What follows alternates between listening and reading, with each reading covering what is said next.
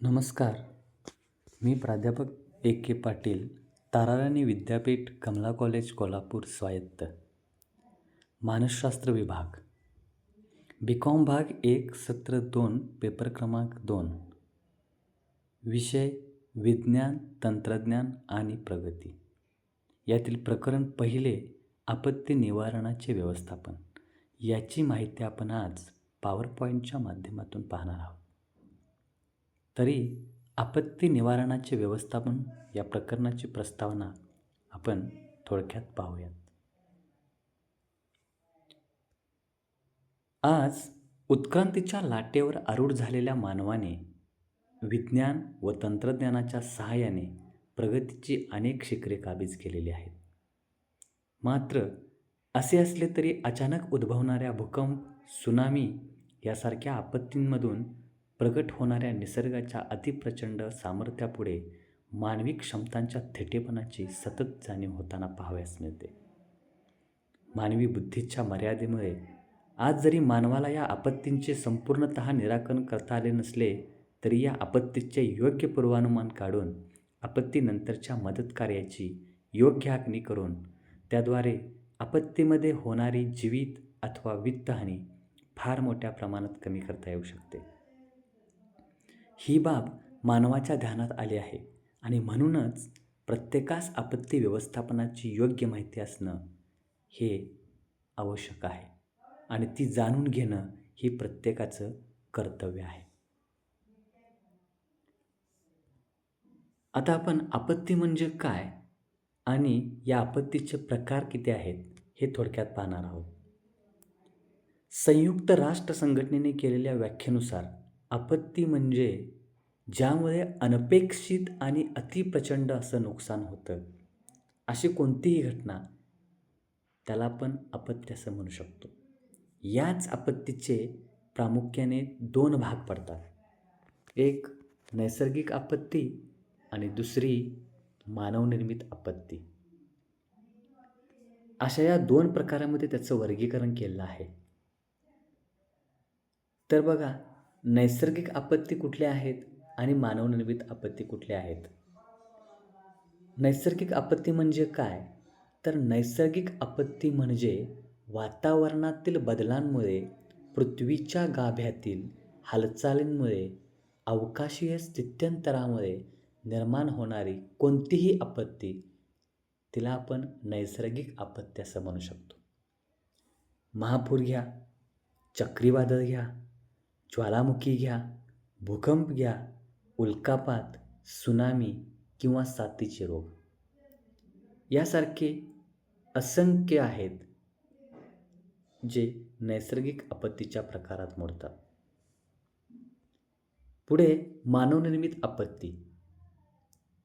मानवनिर्मित आपत्ती या प्रामुख्याने सुरक्षिततेची योग्य उपाययोजना न केल्याने उद्भवतात. त्याच्यामध्ये वायुगळती, अग्निप्रलय, धरणफुटी, अपघात, अपहरण, युद्ध, किरणोत्सार. आता कधीकधी असं होतं की निसर्गनिर्मित आपत्ती व मानवनिर्मित आपत्ती या एकमेकांस पूरक ठरतात. म्हणजेच दोन्हींच्या संयोगाने एखादी आपत्ती उद्भवते.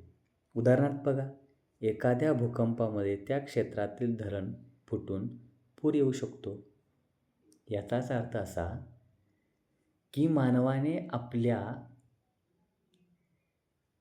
भवितव्यासाठी बांधलेलं पाण्याचं धरण किंवा साठवून ठेवलेलं पाणी, या धरण क्षेत्रामध्ये होणारा एखादा भूकंप यामुळे धरणास त्याची इजा पोचते, परिणामी धरण फुटते आणि याच्या नदीच्या मार्गात येणाऱ्या सर्वच गुरे, शेती, मानव या सर्वांना या आपत्तीचा सामना करावा लागतो. परिणामी त्यांचा जीवही जाऊ शकतो. त्यामुळं हा एक तिसरा प्रकार म्हणता येईल की जो मानवनिर्मित आणि निसर्गनिर्मित असा दोन्ही एकमेकांना पूरक असतो. तर हे आपण आपत्ती म्हणजे काय आहेत त्याचे प्रकार थोडक्यात पाहिले आहेत. हे पुढच्या काही क्षणात आपण थोडक्यात स्पष्ट करून पाहू. तत्पूर्वी आपत्ती व्यवस्थापन आणि त्याचे महत्त्वाचे टप्पे आपण लक्षात घेतले पाहिजेत. तर आपत्ती व्यवस्थापनाचे काही महत्त्वाचे टप्पे आहेत. आपत्तीचा टप्पा, प्रतिसाद टप्पा, पुनर्वसनाचा टप्पा, धोक्याची तीव्रता कमी करावयाचा टप्पा आणि दक्षतेचा टप्पा. असे एकूण 5 महत्त्वपूर्ण टप्पे आहेत. ते आपल्याला विचारात घ्यावेच लागतील. बघा, पहिला आहे आपत्तीचा टप्पा. हा सर्वात प्राथमिक टप्पा असून या टप्प्यामध्ये प्रत्यक्षात आपत्तीची घटना घडते. आपत्तीच्या तडाख्यामुळे प्रचंड प्रमाणात मनुष्यहानी, वित्तहानी, पर्यावरणाची हानी आणि आरोग्यहानी घडून येते. या टप्प्यावर आपत्तीग्रस्तांना प्रचंड मोठा मानसिक धक्का बसतो.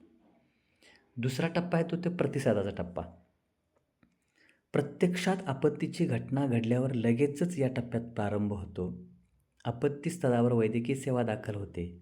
त्या ठिकाणी मदत व बचाव कार्य युद्धपातळीवर सुरू होते. हिला आपण प्रतिसाद टप्पा असं म्हणतो. पुढचा आहे पुनर्वसनाचा टप्पा. आपत्तीग्रस्तांना तातडीची वैद्यकीय सेवा पुरवल्यानंतर, त्यांना योग्य अन्नपुरवठा केल्यावर, त्यांचे सुरक्षित ठिकाणी तात्पुरते स्थलांतर केल्यावर या टप्प्याला प्रारंभ होतो. हा टप्पा अतिशय महत्त्वाचा असतो कारण याच दरम्यान आपत्तीग्रस्त प्रारंभीच्या धक्क्यातून सावरले असतात व त्यांना झालेल्या नुकसानीची हळूहळू कल्पना येऊ लागलेली असते. अशा वेळेस मानसिक आधाराची गरज असते. तर प्रतिसाद टप्प्यामध्ये आपत्तीग्रस्तांना तात्पुरत्या स्वरूपी सुरक्षित ठिकाणी हललेले असते. मात्र आता त्यांचं जीवन पूर्ववत सुरू करून देणं हे आवश्यक असतं. त्यामुळे आपत्तीमध्ये घरदार गमावलेल्यांना घर उभारण्यासाठी मदत करणं गरजेचं असतं. अशा सर्व उपक्रमांचा समावेश काहीशा दीर्घकालीन असलेल्या पुनर्वसनाच्या टप्प्यामध्ये करण्यात येतो. पुढचा आहे धोक्याची तीव्रता कमी करावयाचा टप्पा. आता पुनर्वसनाच्या टप्प्यानंतर आपत्तीग्रस्तांचं जीवन हळूहळू सुरळीत होऊ लागतं. अशावेळी भविष्यात पुन्हा याच प्रकारची आपत्ती ओढावली तर होणाऱ्या नुकसानीचं प्रमाण कमी करण्यासाठी उपाययोजना करणं आवश्यक असतं. उदाहरणार्थ, भूकंपानंतर उभारण्यात येणारी घरे अधिक मजबूत पद्धतीची बांधली पाहिजेत, जेणेकरून ती भविष्यातील भूकंपाचा धक्का सहन करू शकतील. त्यानंतर शेवटचा येतो तो टप्पा दक्षतेचा टप्पा. आपत्तीग्रस्तांच्या योग्य पुनर्वसनानंतर त्यांच्यामध्ये अशा प्रकारच्या आपत्तीबद्दल जागृती निर्माण करणं गरजेचं असतं आणि भविष्यात अशीच आपत्ती ओढवली तर घ्यावयाची दक्षता व त्याची करावयाची उपाययोजना यांची त्यांना माहिती करून देणं आवश्यक असतं. अशा सर्व प्रकारच्या लोकशिक्षणाचे काम दक्षतेच्या टप्प्यामध्ये केलं जातं. तर असे आहेत व्यवस्थापनाचे 5 महत्त्वाचे टप्पे. यानंतर आपत्ती व्यवस्थापनाची काही वैशिष्ट्ये आहेत. जसं की आपत्तींचं पूर्वनियोजन, आपत्ती व्यवस्थापनाची सर्वसमावेशकता, आपत्ती व्यवस्थापनाचे सुस्पष्ट नियोजन, आर्थिक तरतूद आणि प्रभावी संदेशवहन यंत्रणा. ही आपत्ती व्यवस्थापनाची प्रमुख आणि महत्त्वाची अशी वैशिष्ट्ये आहेत. या वैशिष्ट्याच्या माध्यमातून जर आपण एखाद्या आपत्तीचं व्यवस्थापन केलं तर ते काटेकोर ठरू शकतं. बघा, आपत्तीच्या पूर्वनियोजनामध्ये काय केलं जातं. एखादं क्षेत्र आपत्तीप्रवण आहे असं ध्यानात आल्यानंतर त्या ठिकाणी आपत्ती व्यवस्थापनाची यंत्रणा सदैव सतर्क ठेवली पाहिजे. हे महत्त्वाचं आहे. उदाहरणार्थ, पावसाळ्यात नदी किनाऱ्याच्या लोकांचे प्रत्यक्ष पूर परिस्थिती उद्भवण्यापूर्वीच सुरक्षित ठिकाणी स्थलांतर केले पाहिजे. कारण सध्या उपग्रहीय तंत्रज्ञानाच्या सहाय्याने अतिवृष्टी कधी होणार आहे, वादळ कधी होणार आहे, सुनामी कधी होणार आहे यांचं पूर्वानुमान बांधता येतं. त्यामुळं अशा आपत्तीचा तडाखा बसणाऱ्या संभाव्य क्षेत्रावर सतर्क यंत्रणा उभी करणं गरजेचं असतं आणि ते आपत्तीच्या पूर्वनियोजनामध्ये येतं किंवा आपत्तीच्या पूर्वनियोजन या वैशिष्ट्यामध्ये येतं. पुढचं वैशिष्ट्य आहे आपत्ती व्यवस्थापनाची सर्वसमावेशकता. आपत्ती व्यवस्थापनामध्ये केवळ सरकारचा सहभाग पुरेसा ठरत नाही, तर त्यासाठी अनेक खाजगी संस्था, संघटना, कार्यकारी मंडळ यांचा देखील सहभाग आवश्यक असतो. कारण एखादी आपत्ती घडल्यानंतर सरकारनंच सगळं करावं हे गरजेचं नसतं.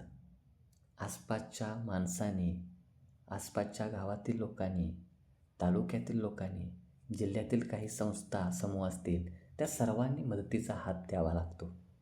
तर त्या आपत्तीतून तात्काळ बाहेर पडता येतं. पुढचं आहे वैशिष्ट्य आपत्ती व्यवस्थापनाचे सुस्पष्ट नियोजन. आता या प्रकारच्या व्यवस्थापनाचा आराखडा तयार करताना त्यामध्ये अल्प आणि दीर्घकालीन अशा दोन्ही स्वरूपांची उद्दिष्टे निश्चित केली जातात. तसंच यामध्ये सहभागी व्यक्तींची व संस्थांची भूमिका स्पष्ट केली जाते. प्रत्येकाने करावयाच्या कामाचे योग्य नियोजन केले जाते.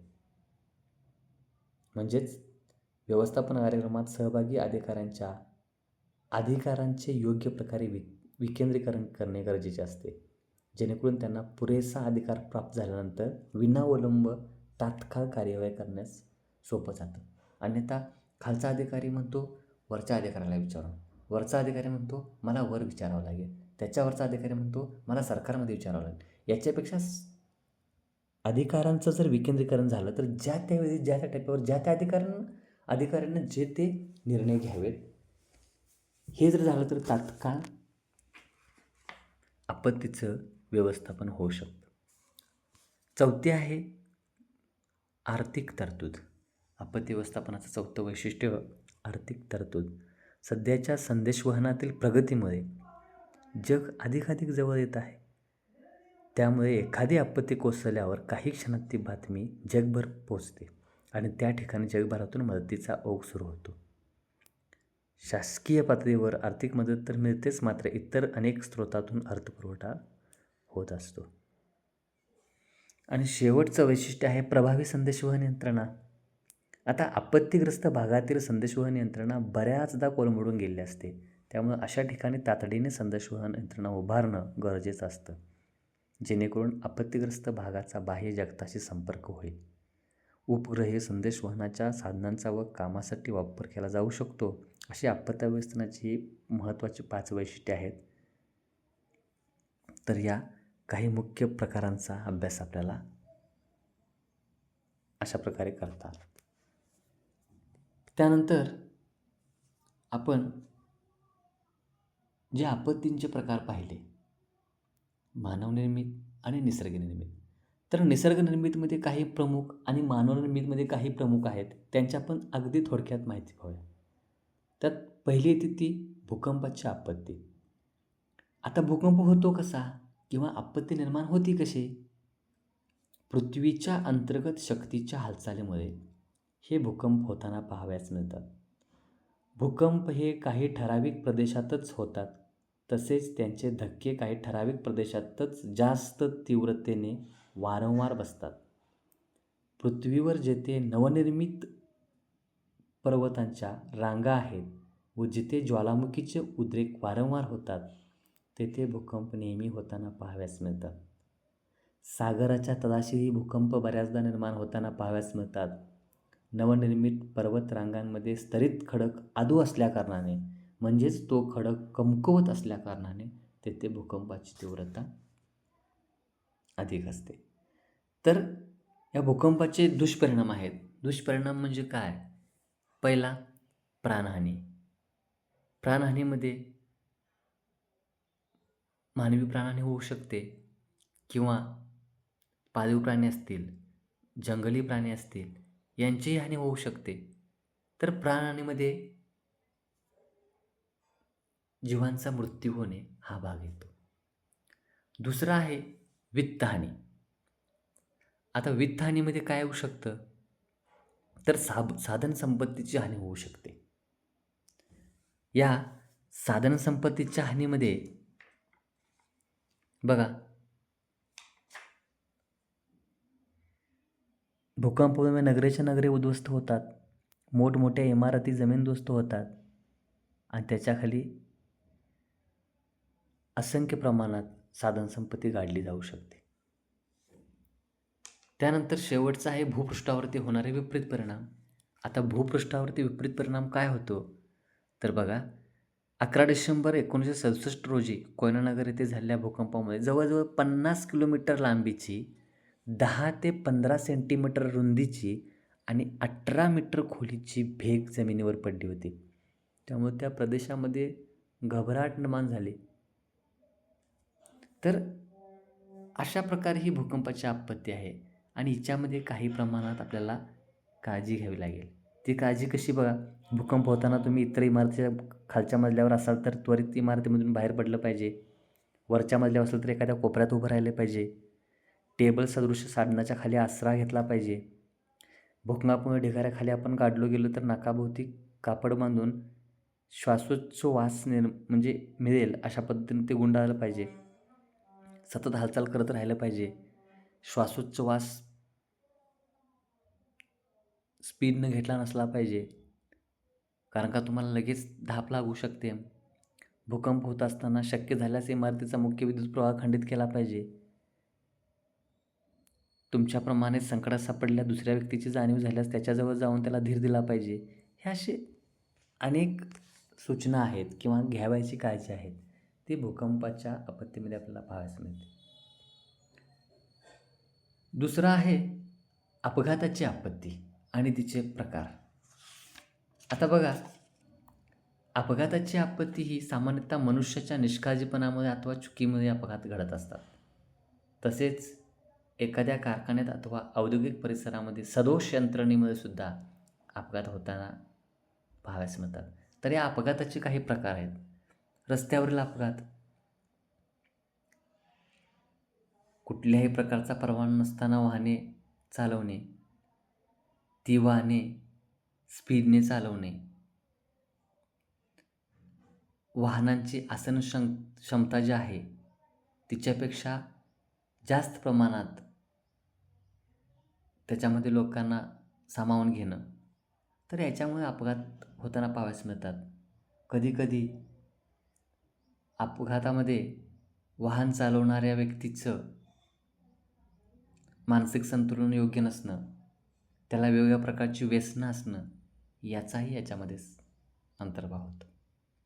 रेल्वे अपघात, विमानाचे अपघात, भोपाळची वायू गळती, त्यानंतर चर्नोबिलसारखी किरणोत्सार हवेमध्ये मिसळण्याची दुर्घटना, असे अनेक अपघात आहेत. या अपघातांचे हे प्रकार आहेत. ह्याच्यापेक्षाही असंख्य अपघात आहेत, त्यांचे प्रकार आहेत. पण प्रामुख्याने हे अपघात आपल्याला माहीत आहेत. म्हणून यानंतर चेंगराचेंगरीची आपत्ती एक प्रकार आहे. ही मानवनिर्मित आहे.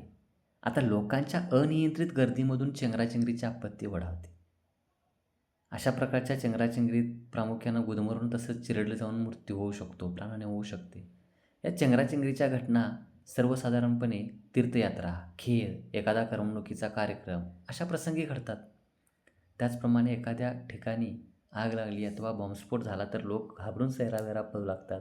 अशा वेळेस चेंगराचेंगरीची शक्यता होण्याची जास्त शक्यता असते. तर अशा प्रमुख 3 आपत्ती आहेत. या चेंगराचेंगरीच्या आपत्तीमध्ये प्रमुख 3 आपत्ती घडल्या आहेत. एक खोंडिका आपत्ती 1896 साली घडली. ती रशियामध्ये घडलेली पाहावयास मिळते. दुसरी आहे मांढरदेवी दुर्घटना 2005 साली. ही आपल्या साताऱ्यातील वाईपाशी घडलेली आहे. तर ही मांढरदेवी दुर्घटना जी आहे ती, त्यामध्ये यात्रेसाठी सुमारे 3 लाख भाविक मांढरदेवीच्या डोंगरावर जमले होते. या देवीच्या मंदिराकडे जाण्याचा मार्ग अरुंद होता, चिंचोळा होता. अशातच देवीला वाहिलेले नारळ त्या मार्गातच फोडले जायचे पायऱ्यांवरती, अशी पद्धत होती. त्यामुळे त्या नारळांचं पाणी, त्यामुळे त्या पायऱ्या निसरड्या झाल्या होत्या. या पायऱ्यावरून घसरून पडल्यानं गोंधळास प्रारंभ झाला. अशातच यात्रेसाठी उभारण्यात आलेल्या दुकानात शॉर्ट सर्किटनं आग लागली. दुकानातल्या आगीमुळं सिलेंडरचा स्फोट झाला आणि भाविक सैरावैरा पळू लागले. वाट मिळेल तिकडे लोक पळू लागल्यामुळं चिंचोळ्या मार्गावर झालेल्या चेंगराचेंगरीमध्ये 300हून अधिक लोकांचा बळी गेला. तशीच तिसरी दुर्घटना आहे ती नैनादेवी. ही हिमाचल प्रदेशातील बिलासपूर येथील नैनादेवीच्या यात्रेदरम्यान घडलेली होती. याच्यामध्ये देखील 162 लोकांना आपला प्राण गमवावा लागला होता. तर अशा चेंगराचेंगरीच्या प्रमुख आपत्ती आहेत. यानंतर बघा, दुष्काळ हा काय आपल्याला माहीत नाही, होऊ शकत नाही. दुष्काळाची आपत्ती आहे. या दुष्काळाच्या आपत्ती वातावरणातील अनियमित बदलामुळे जमिनीतील ओलावा कमी होऊन दुष्काळाची आपत्ती निर्माण होते किंवा ओढवते. प्रामुख्याने या आपत्तीस कमी अथवा अनियमित पर्जन्यमान, पाण्याचा अतिरिक्त वापर यासारखे घटक कारणीभूत असतात. तर हे दुष्काळाचेही काही प्रकार आहेत. वातावरणीय दुष्काळ, कृषक दुष्काळ, सामाजिक आर्थिक दुष्काळ आणि जलीय दुष्काळ. यानंतर या ज्या आपण मानवनिर्मित आणि निसर्गनिर्मित काही आपत्ती पाहिल्या, तर या आपत्तींचं योग्य प्रकारे व्यवस्थापन होणं गरजेचं असतं. अगदी त्याचप्रमाणे दुष्काळासारख्या ज्या आपत्ती आहे त्या आपत्तीवरती राळेगण सिद्धीमध्ये अण्णा हजारे यांच्या माध्यमातून प्रचंड मोठा विजय या आपत्तीवरती मिळवलेला पाहायला मिळतो. तर राळेगण सिद्धी हे महाराष्ट्रातील गाव 30 वर्षापूर्वी संपूर्णतः ओसाड होतं. जमिनीचा कस निघून गेलेला होता. गावात औषधालासुद्धा झाड नव्हते. गावातील लोक तिथं शेती सोडून व्यवसायाच्या शोधात होते. पण बहुसंख्य लोक बेकार पण झाले होते. त्यामुळे गावात दारिद्र्याचे साम्राज्य पसरले होते. या सर्व परिस्थितीवर मात करण्यासाठी अण्णा हजारे या एका समाजसुधारकाने कंबर कसली. त्यांनी गावातल्या लोकांच्या सहकार्याने पावसाचं पाणी साठवण्यास सुरुवात केली. जमिनीची धूप थांबवण्यासाठी झाडे लावली. परिणामी काहीच वर्षात 80 एकर ओलिताखाली असलेली जमीन 1300 एकरापर्यंत वाढली. अण्णांच्या या गावकऱ्यांच्या प्रयत्नातून काही वर्षातच राळेगण सिद्धीचा भाग सुजलाम सुफलाम झालेला पाहावयास मिळाला. अशीच एक घटना किंवा असाच एक चांगला चमत्कार आपल्या इकडं राजस्थानमध्ये घडला. राजेंद्र सिंह एका तरुण आणि धडाडीच्या कार्यकर्त्याने अलवार जिल्ह्यातील भिकामपुरा या ओसाड गावाचे केवळ 1 वर्षात नंदनवनात रूपांतर केले. यासाठी त्यांनी जलव्यवस्थापनाचा 2 टप्प्यांचा कार्यक्रम आखला. या कार्यक्रमातील पहिल्या टप्प्यात डोंगर उतारावर झाडे लावण्यात आली, तर दुसऱ्या टप्प्यामध्ये पाणी साठवण्यासाठी जोहाड नामक खंदकाची खास निर्मिती करण्यात आली. या कामासाठी ग्रामसभेच्या माध्यमातून संबंध गावकऱ्यांचा सहभाग घेण्यात आला. राजेंद्र सिंहांच्या मार्गदर्शनाखाली गावकऱ्यांनी केलेल्या कष्टाला लवकरच फळ मिळालं आणि भिकामपुरा गावाचं रूपच पालटलं. राजेंद्र सिंह आणि त्यांच्या स्थापन झालेल्या तरुण भारत संघ या संस्थेने सुरू केलेल्या या जल अभियानाने अल्पावधीत संबंध राजस्थानभर पंख पसरले आणि लोक चळवळीचे फलित म्हणजे गेली अनेक वर्ष कोरड्या असणाऱ्या आखारी रुपारेल आणि जहाजाजवाली यासारख्या नद्या पुन्हा वाहू लागल्या. तर हे असे चमत्कार आपत्तीवरती त्यांनी या दुष्काळासारख्या आपत्तीवरती विजय मिळवलेला आपल्याला पाहायला मिळतं. ही उदाहरणं खूप महत्त्वाची आहेत.